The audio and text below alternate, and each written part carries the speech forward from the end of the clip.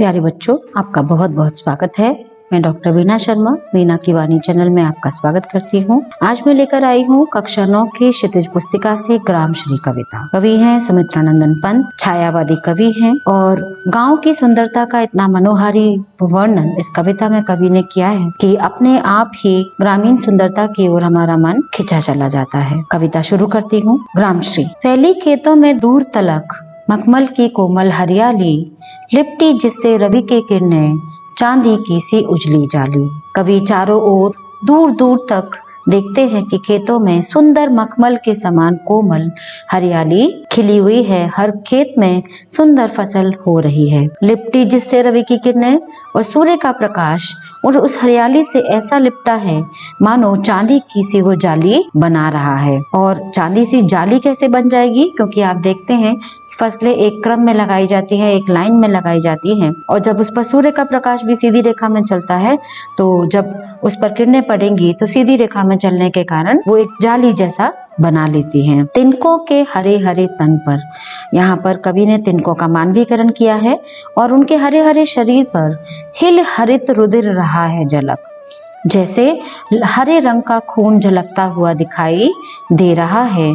ऐसे सुंदर हरियाली लग रही है, फसलें इतनी सुंदर लग रही हैं जैसे हरे रंग का खून उनमें से बह रहा हो, उनकी नसों में उनके अंदर दौड़ मार रहा हो। श्यामल भूतल पर झुका हुआ नभ का चिर निर्मल नील फलक। श्यामल सांवले रंग के भूरे रंग की धरती दिखाई दे रही है और उस पर नीले रंग का स्वच्छ निर्मल आकाश दूर तक फैला हुआ दिखाई दे रहा है। चिर माने हमेशा, निर्मल माने एकदम साफ सुथरा, नील नीला और फलक माने जो बादल है वो दिखाई दे रहे हैं, आसमान है वो सुंदर नीले रंग का दिखाई दे रहा है। रोमांचित सी लगती वसुधा आई जो गेहूं में बाली। जब गेहूं में बालें आने लगती हैं, उसमें दाने आने शुरू हो जाते हैं, जौ में भी बालें आने लगती हैं तो कवि को लगता है जैसे वसुधा यानी कि धरती बहुत ही रोमांचित और प्रसन्न चित्त दिखाई दे रही है। अरहर सनई की सोने की किंकणियां है शोभाशाली। अरहर की दाल आप लोग खाते हैं चावल के साथ। सनई कहते हैं जूट की जो फसल होती है, ये दोनों ही पकने के बाद गोल्डन येलो हो जाती हैं। और सोने की किंकणियां कमर में जो पहनने वाला आभूषण होता है, करधनी जिसे बोलते हैं, और उसके जो सुनहरे घुंघरू होते हैं और जब इनमें जो इसके दाने होते हैं वो पक जाते हैं, जब आपस में हवा में लहराते हैं, टकराते हैं तो उनमें से एक सुंदर ध्वनि पैदा होती है। तो कवि को लगता है जैसे प्रकृति बहुत सुंदर दिखाई दे रही है, बहुत प्रसन्न चित्त दिखाई दे रही है और कवि और जो प्रकृति है उसने सुंदर सोने की किंकणियां पहन रखी हैं और वो बहुत सुंदर दिखाई दे रही हैं। कवि यहाँ पर प्रकृति का भी मानवीकरण कर रहे हैं। रोमांचित सी लगती वसुधा, क्योंकि धरती रोमांचित लग रही है जो मनुष्यों का कार्य है। उड़ती भीनी तैलाक्त गंध फूली सरसों पीली पीली। सरसों की फसल में दाने आ गए हैं, जो राई होती है, मस्टर्ड सीड होते हैं, उसमें ऑयल बनने लगा है। तो चारों ओर जो है तैलाक्त यानी कि तेल से युक्त जो भीनी भीनी खुशबू है वो हवा में उड़ती हुई सबको महसूस हो रही है। मानो जो सरसों की फसल पीली पीली है वो भी खुशी के मारे फूली फिर रही हो। लो हरित धरा से झांक रही नीलम की कली तीसी नीली। यहाँ जो तीसी का पौधा होता है और वो मानो वो हरी भरी धरती से, यानी कि जो तीसी अलसी का पौधा है वो फसलों के बीच में से उगाता है, उसमें नीले रंग का फूल लगता है। तो मानो यहाँ पे तीसी की कली का यानी कि तीसी की जो अलसी का पौधा है उसका भी कवि ने मानवीकरण किया है कि वो हरे भरे पेड़ों के बीचों में से, खेत में से वो झांक रही है। अभी ऐसा क्यों कहा है? क्योंकि वो सरसों का है, चने का खेत है, उसके बीच में कहीं पे भी उगाती है अलसी का जो पौधा होता है, इसीलिए मानो वो हरी भरी धरती से मानो झांक कर देख रही हो। और उसके फूल कैसे होते हैं? नीले रंग के, तो नीले रंग की कली दिखाई दे रही है। अगले दृश्य में रंग रंग के फूलों में रिलमिल हंस रही सखियां मटर खड़ी। मटर के दाने एक सीक्वेंस में लगे होते हैं, जैसे हंसते हुए हमारे होंठ और दांत दिखाई देते हैं। तो कवि का मानना है कि विभिन्न प्रकार के रंगों के बीच में जो मटर की फलियां हैं वो ऐसी लग रही हैं जैसे सखियां आपस में, सहेलियां बात कर रही हों और वो मुस्कुरा रही हों। तो मटर का भी यहाँ पर कवि ने मानवीकरण किया है। मखमली पेटियों से लटकी चीमिया छिपाए बीज लड़ी। और जो बीज वाली फसलें होती हैं, जो फलियां होती हैं, बीन्स होती हैं, वो अपने अंदर मुलायम मुलायम बॉक्सेस बना रखे हैं उन्होंने। जैसे आप देखेंगे फली वाली सबके अंदर बीज बंद होते हैं और वो बहुत फलियां कोमल होती हैं। तो अपने अंदर मानो वो बीजों की लड़ी कहते हैं लाइन से, है ना, जो माला की लड़ी होती है जैसे, तो मानो वो बीज अपने अंदर छिपाए हुए संदूकों में, मुलायम संदूकों में वो बीजों को छिपाए हुए खड़ी हैं। फिरती है रंग रंग की तितली, रंग रंग के फूलों पर सुंदर। और चारों ओर इतने सुंदर रंग खिले हुए हैं, इतने रंग के फूल खिले हुए हैं, और उन फूलों पर जो रंग बिरंगी तितलियां एक तने से दूसरे तने पर जाकर मंडराती हैं, तो ऐसा लगता है फूले फिरते हो फूल स्वयं, उड़ उड़ वृंतों से वृंतों पर। तो ऐसा लग रहा है जैसे फूल स्वयं ही प्रसन्न होकर एक वृंत से, यानी कि एक डाली से दूसरी डाली पर जाकर इतरा कर बैठ रहे हो, खुशी से झूम रहे हैं। ये जो मौसम है वसंत ऋतु का, वसंत ऋतु में फागुन के महीने की सुंदरता का कवि ने यहाँ पर वर्णन किया है, जब फागुन की सुंदरता अपने चरम यौवन पर होती है। और यहाँ कवि ग्रामीण सौंदर्य का वर्णन कर रहे हैं। तो वृंतों से वृंतों पर, एक डाली से दूसरी डाली पर जब तितलियां जाती हैं तो ऐसा लगता है जैसे फूल स्वयं ही खुशी के मारे एक डाली से दूसरी डाली पर कूद रहे हो। अब रजत स्वर्ण मंजरियों से लद गई आम्र तरु की डाली। जो आम के पेड़ हैं, उन पेड़ों की डालों पर जो बौर आता है, जो फसल आने से पहले जो फूल आता है, वो चांदी और सोने जैसी मंजरियों, यानी कि कुछ कुछ सिल्वर, कुछ कुछ गोल्डन, ऐसा उनका रंग होता है। तो चांदी और सोने की मंजरियों से आम की डालियां लद गई हैं। और इसी मौसम में दो वृक्ष हैं जिस पर से पत्ते झड़ते हैं, एक तो ढाक का पेड़ और दूसरा पीपल का। बाकी सब पर फसलें नई आती हैं, पत्ते फल फूल आते हैं, लेकिन जो केवल ये दो वृक्ष हैं ढाक और पीपल के, इन पर पत्ते झड़ते हैं। हो उठी कोकिला मतवाली। और इस सुंदर वातावरण को देख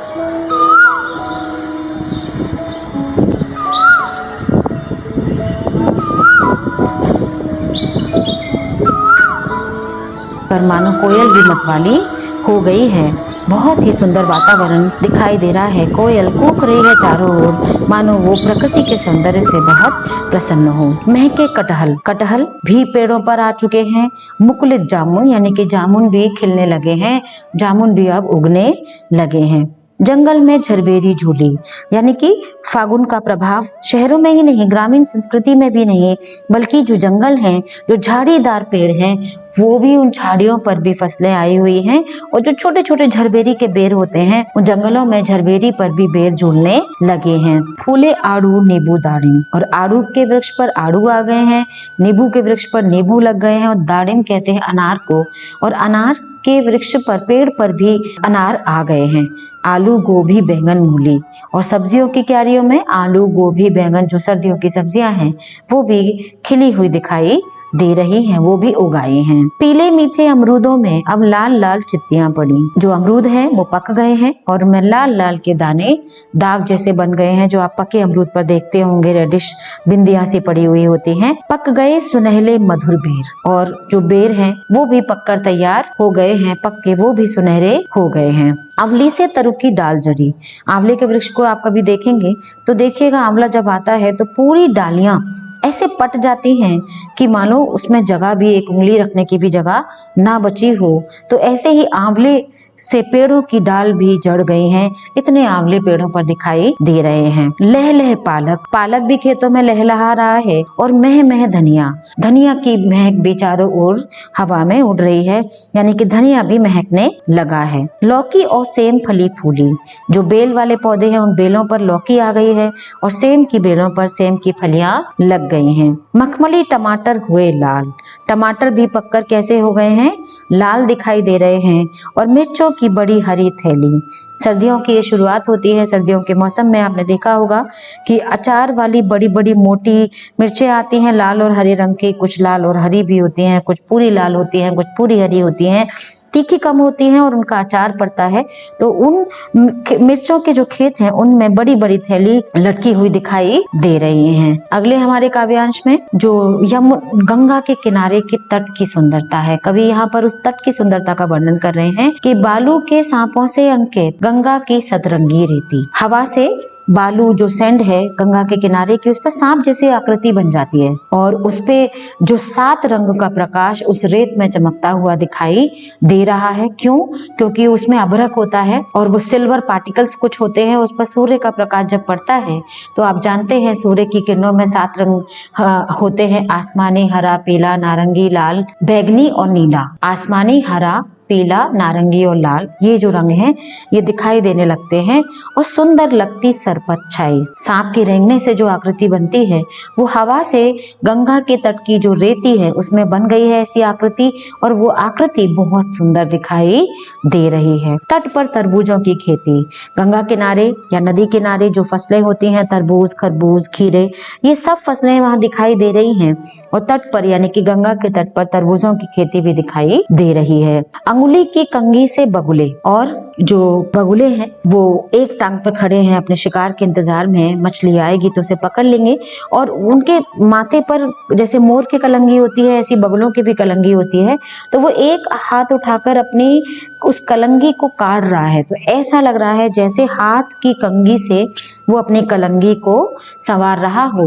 बगले को देखकर कवि को लगता है कि वो अपनी सज सज्जा कर रहा है। तिरते जल में सुरखाब, और तिरते यानी कि बहते हुए जल में सुरखाब पक्षी दिखाई दे रहा है। पुलिन पर मगरौठी रहती सोई, पुलिन ओस से जो गंगा के किनारे के वृक्ष हैं, सर्दी में ओस पड़ती है और उस ओस की बूंदों के बीच में मगरौठी नाम की चिड़िया है, वो चुपचाप सोई हुई सी दिखाई दे रही है। ये इम्पोर्टेंट था काव्यांश। हसमुख हरियाली हिमातब, ये बहुत इंपॉर्टेंट है, ध्यान से सुनिएगा कि कवि यहाँ पर हरियाली का मानवीकरण कर रहे हैं कि हसमुख मुस्कुराती हुई हरियाली दिखाई दे रही है, और हिम आतप सर्दियों की जो धूप होती है, सर्दियों में धूप पड़ती है, धूप में सोने में कितना आनंद आता है और शरीर में आलस के लेटे रहो, बस खाली खा लो पी लो और सोते रहो, तो ऐसे मानो हरियाली भी और जो प्रकृति है वो सुख से अलसाई हुई सी मानो सो रही है, और बर्फ और धूप से मिश्रित जो सारी धरती है वो सुख से अलसाई से दिखाई दे रही है। भीगी अंधियाली में निशिकी, और वो जो रात्रि होती है वो भीगी हुई जो अंधियारा है वो भीगा हुआ है, क्यों? ओस पड़ती है और मानो तारक स्वप्नों में से खोए, जो तारे भी हैं वो प्रकृति की सुंदरता को देखकर मानो सब स्वप्न में चले गए हो। प्रकृति इतनी शांत दिखाई देती है। सर्दियों की रातों को आप अनुभव कीजिएगा कि एक तो गहन अंधेरा और ऊपर से बिल्कुल चारों तरफ शांति, क्योंकि सर्दी में सब सिकड़े हुए से सोए रहते हैं, चारों तरफ शांति दिखाई देती है। तो प्रकृति इतनी सुंदर दिखाई देती है कि जैसे मानो प्रकृति के जो तत्व हैं वो ही उस सुंदरता को देखकर अलसाए हुए से, थोड़ी सी गर्मी, थोड़ी सी धूप में अलसाए हुए से वो मानो सो रहे हों। तारे भी स्वप्न में मानो खो गए हों। मरकत डिब्बे सा खुला ग्राम, मरकत पन्ना रत्न ग्रीन रंग का होता है, हरे रंग का रत्न जो आप पहनते हैं स्टोन, और कीमती रत्न, और जो खेत हैं चौकोर चौकोर खेत जैसे कोई संदूक हो और उसमें हरे रंग की फसल। तो कवि को लगता है कि जैसे पन्ना रत्न से भरा हुआ रत्नों का डिब्बा किसी ने खोल दिया हो। गांव हरियाली से भरा हुआ गांव इतना सुंदर दिखाई दे रहा है, जिस पर नीलम नभ आच्छादन, और उस पर नीले रंग का आकाश छाया हुआ है। हरी हरी धरती, गेहुआ कलर का श्यामल धरती दिखाई दे रही है भूरे रंग की, उस पर बीच में हरी फसलें और नीचे ऊपर है नीले रंग का चमकता साफ सुथरा आसमान। निरुपम हिमांत में स्निग्ध शांत, निरुपम जिसकी कोई उपमा नहीं है, हिमांत हिम का अंत है यानी कि सर्दियां जाने वाली हैं, और शांत और मन जो है वो वातावरण अपनी सुंदरता से सभी का मन मोह रहा है, और स्निग्ध शांत, चारों ओर बड़ी सुंदर शांति बनी हुई है। और इस अद्भुत दृश्य को देखकर मानो निज शोभा से हरता जनमन। जो गांव है वो अपनी सुंदरता से, अपनी हरियाली से, प्रकृति अपने आवरण से इतनी सुंदर दिखाई देती है और वो हर किसी का मन अपनी ओर आकर्षित कर रही है, सभी के मन को अपनी ओर हर रही है और वो इतनी सुंदर दिखाई दे रही है। कवि ने, अगर आप एक प्रश्न इसमें देखें तो कि ग्रामश्री कविता में कवि ने गांव की सुंदरता का वर्णन किस प्रकार किया है, अगर आप एक प्रश्न ये तैयार करते हैं तो इसमें पूरी कविता की समरी आ जाएगी। लेकिन अलग अलग प्रश्न अगर आप कहें तो कवि ने गांव को हरता जनमन क्यों कहा है, ये इम्पोर्टेंट है। कवि ने जिस हरियाली का वर्णन किया है वो बहुत खूबसूरत है, प्रकृति का वर्णन आप यहाँ दिखा सकते हैं कि इतने आकर्षक वातावरण में सर्दियों में प्रकृति बहुत सुंदर दिखाई दे रही है। और गांव को मरकट डिबे सा खुला क्यों कहा है? क्योंकि जैसे पन्ना रत्न कीमती होता है, हरे रंग का होता है, संदूक में भरे हैं रत्न, ऐसे खेत दिखाई दे रहे हैं क्योंकि चारों ओर हरी भरी हरियाली ही दिखाई दे रही है। अरहर और सनई के खेत कवि को कैसे दिखाई दे रहे हैं कि जैसे वो सुनहरे गोल्डन येलो कलर के उसके जो बीज होते हैं, अरहर के दाने जिसमें होते हैं, तो वो जब बजते हैं, सूख जाते हैं, टाइट हो जाते हैं, आपस में टकराते हैं, तो सोने की किंकड़ियां, सोने के जो घुंघरू होते हैं, करधनी जो पहनी जाती है, ऐसे कवि को दिखाई दे रहे हैं। और जो ध्वनि निकलती है वो बहुत ही आकर्षक दिखाई देती है। एक प्रश्न ऐसे भी आ सकता है कि कवि ने गंगा के तट की शोभा का वर्णन किस प्रकार किया है? तो इसमें आप गंगा के किनारे का सीन आप बताएंगे, जो सेकंड लास्ट पैराग्राफ है। फिर है आपका भाव स्पष्ट कीजिए। इसमें आप दे सकते हैं बालू के सांपों से अंकित गंगा की सतरंगी रेती।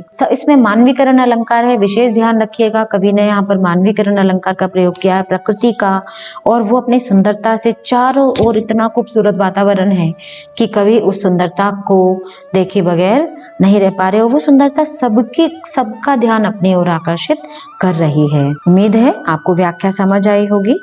अगर आपको वीडियो अच्छा लगे तो प्लीज आप लाइक, शेयर एंड सब्सक्राइब जरूर करिएगा। Thank you so much. जय हिंद, जय भारत। बहुत बहुत धन्यवाद।